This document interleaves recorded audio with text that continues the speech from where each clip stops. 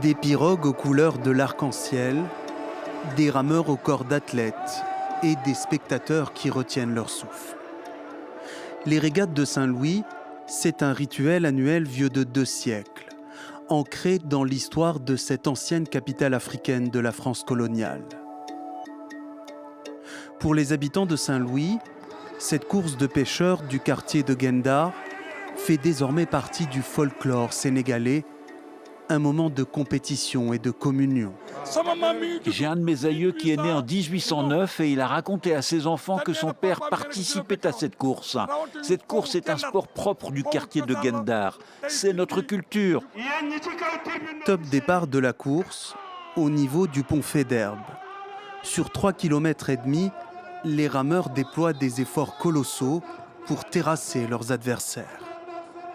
3 pirogues, avec à leur bord plusieurs dizaines d'hommes inarrêtables, portés par les encouragements de la foule. Et un gagnant pour cette édition, l'équipe jaune et bleue. Nous sommes arrivés premiers de la course, mais ce n'était pas facile parce que c'est un sport d'hommes qui demande beaucoup d'abnégation. Il y a certes une forte rivalité entre les équipes, mais nous nous retrouvons toujours après la course.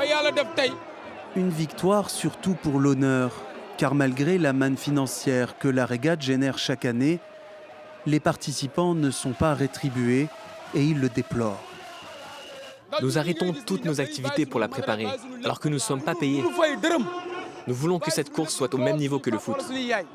Pour les Saint-Louisiens, cette régate a tenu toutes ses promesses, une parenthèse sportive dans un quartier surpeuplé et en proie à la pauvreté.